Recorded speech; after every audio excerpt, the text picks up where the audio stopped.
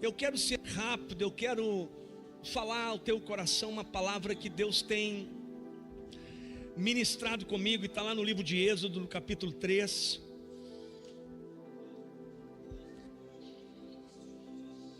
As crianças, eu vou perguntar, as crianças ficam? Ok, as crianças vão ficar hoje, porque vão assistir o batismo. Tá bom? Tudo bem, crianças? Vão ficar comportadas aí?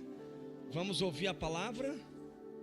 O berçário está aqui disponível, ok? Se você tem filhos abaixo de 3 anos, nós temos o berçário aqui dentro. Você pode levar seu filhinho lá.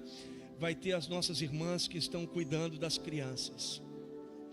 Deixa eu falar uma coisa para vocês aqui, antes de eu entrar na mensagem.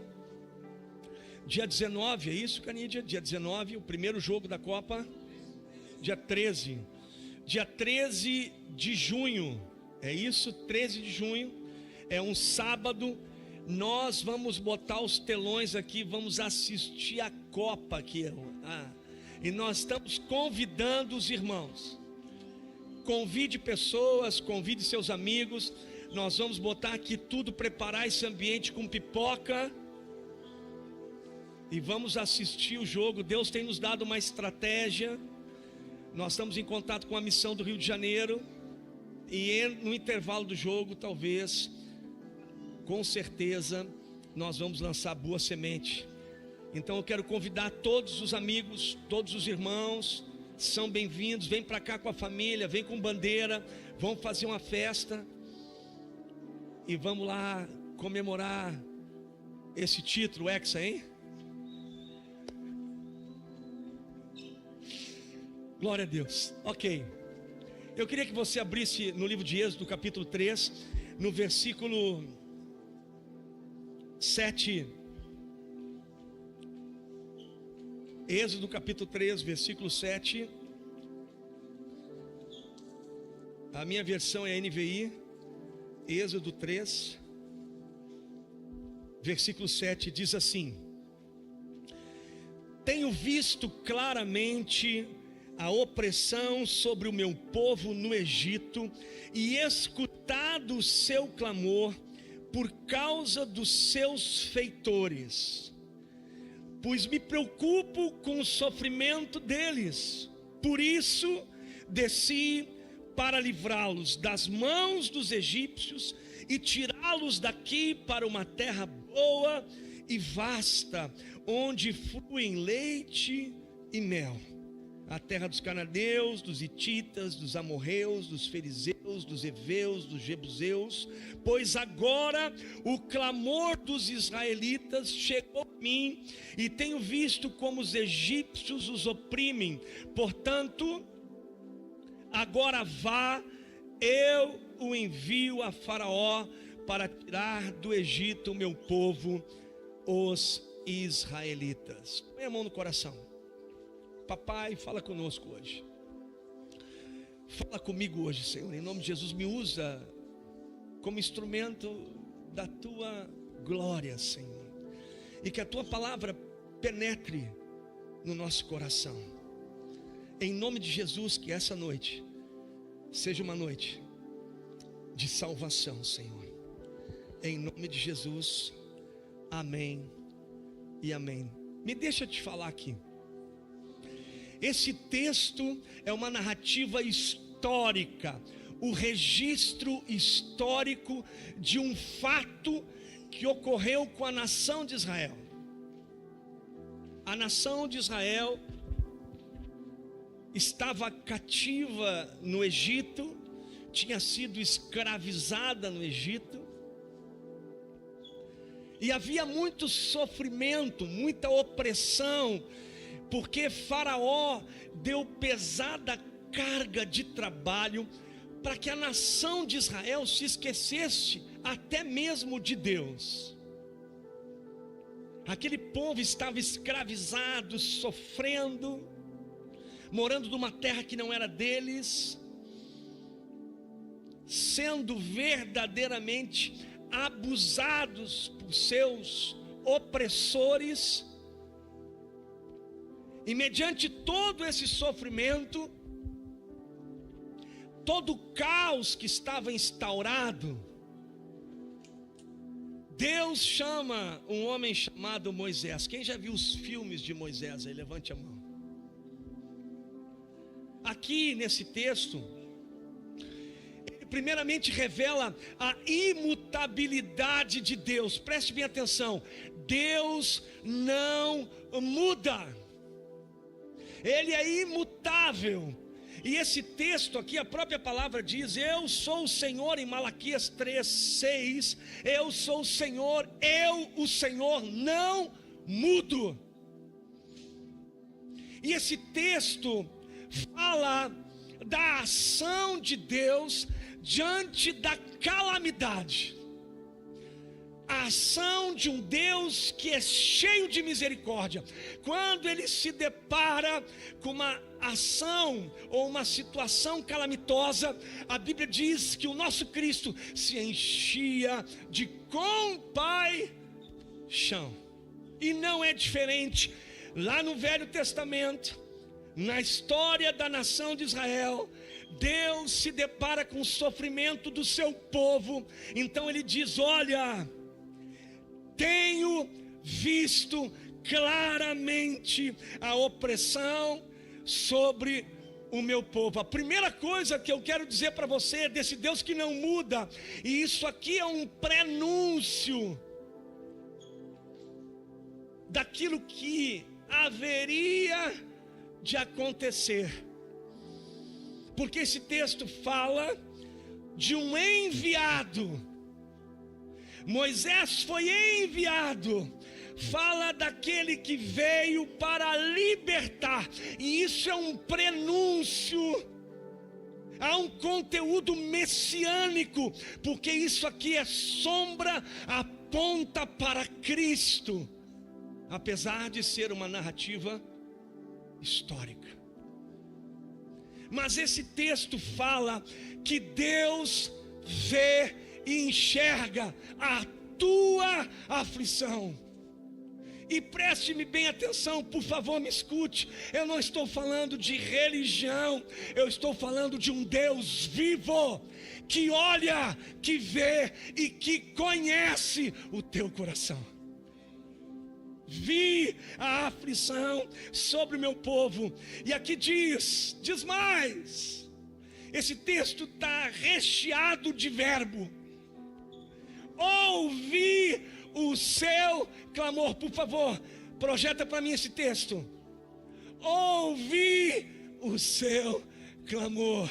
Me deixe dizer: Deus não é cego e Deus não é surdo.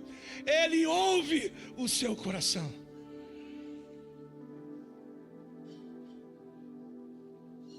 Aqui diz também: olha só, o meu povo no Egito, tenho visto claramente a opressão sobre o meu povo no Egito e escutado o seu clamor por causa dos seus feitores, dos seus opressores. E aqui olha só o que diz: pois me preocupo com o sofrimento deles. Deus não está indiferente. A Bíblia diz que Ele conhece o teu sentar e o teu levantar. Deus sabe, Ele tem os olhos postos sobre ti. Ele escuta o clamor do seu coração e mais, Ele se importa. Aleluia. Me preocupo com o sofrimento deles. Por isso, o que diz aqui? O que diz aí? Desci para livrá-los. Preste bem atenção. Deus não se enche de pena de mim, de você. Tem um ditado que diz assim: quem tem penas, Deus de misericórdia. E a misericórdia promove uma ação, uma atitude. Deus desce para livrá-los. Por isso desci para livrá-los das mãos dos egípcios. E diz o texto, o que diz ali? E tirá-los. É uma ação completa que transforma a condição e mudança de lugar. O homem estava numa condição, num lugar de opressão, e Deus agora se move em favor, vê a miséria, age. Por isso que existe diferença entre pena e misericórdia. Pena é aquele sentimento que você olha, se sensibiliza, porém você não dá uma resposta. Então a pena é raso, ela não intervém, ela não altera o ambiente, não altera o lugar. Agora a misericórdia promove uma ação concreta que muda a condição daquela pessoa. É assim que Deus age. É assim que Deus faz. E não foi diferente. O homem, por causa do pecado, da justiça, do pecado, ele se empobreceu, ele entrou num estado de miséria, de caos, e havia necessidade de uma intervenção divina. Deus dos seus altos céus, porque Deus habita nos céus, Ele olha para baixo e vê a condição do homem, e Ele então se coloca para resgatar o homem daquela condição. Então não se trata de um assassinato de um homem santo, mas fala de uma entrega de um Cristo que morreu para salvar você do poder do pecado. Deus não veio apontar caminhos, mas Ele se tornou caminho, a ponte. Não existe nenhum outro mediador entre Deus e os homens. Não há padre, não foi Buda, não foi Allan Kardec, não é a igreja evangélica, não é o espiritismo. Jesus Cristo de Nazaré encarnou e se entregou para resgatar você da morte. Por isso hoje nós temos uma dezena de pessoas, 2 dezenas, que estão descendo a água, porque entenderam que eles foram alcançados de um Deus que viu, de um Deus que ouviu e de um Deus que desceu para transformar a vida dessas pessoas. E Ele está aqui hoje. Me permita te dizer, de religião está cheio esse mundo, e o mundo está cada vez de mal a pior. Só existe uma pessoa que pode preencher o vazio do seu coração: Jesus Cristo de Nazaré. E é necessário que você se arrependa dos seus pecados. Se dissermos que não temos pecado, mentimos, e a verdade de Deus não está em nós. Você que me escuta, se porventura essa palavra está chegando ao seu coração, entregue, renda-se a esse amor que foi manifestado pelo Cordeiro que tirou o pecado do mundo, e o nome dele é Jesus. Deus se fez homem para condenar sobre ele mesmo o meu e o seu pecado. Por isso que não existe, preste bem atenção, não existe pastor, apóstolo, padre, espírita, guru, nada que possa mediar você e Deus. Só existe uma ponte que conecta. Ele falou: eu sou o caminho, eu sou a vida. E ninguém vem ao Pai se não for por mim. Eu quero te falar uma coisa: você veio aqui achando que foi convidado, mas Deus marcou um encontro contigo, porque a Bíblia diz: aonde tem 2 ou 3 ou mais, ali eu estou. E você veio de Deus, você tem fome de Deus, e só existe um alimento que nos satisfaz: Jesus Cristo de Nazaré. Eu queria pedir que o pessoal do louvor viesse aqui. Pessoal do louvor, por favor. Eu queria que você fechasse seus olhos, baixasse sua cabeça.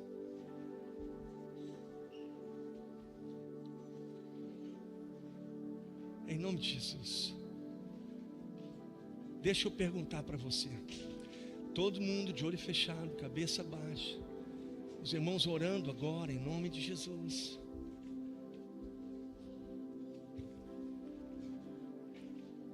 Nada na vida é por acaso. Deus te trouxe aqui. O que eu estou apresentando para você não é uma carteira de membro de uma igreja. O que eu estou falando para você é de um amor irresistível, que se entregou naquela cruz, morreu a nossa morte, para que tivéssemos a sua vida. Talvez você entrou aqui brigado com o papai. Deus também está te chamando. Mas me deixe falar no seu coração. A palavra de Deus diz assim: todo mundo de olho fechado, cabeça baixa. Diz assim: se com tua boca confessares. Preste bem atenção: se com tua boca confessares e em teu coração creres que Jesus ressuscitou dentre os mortos, será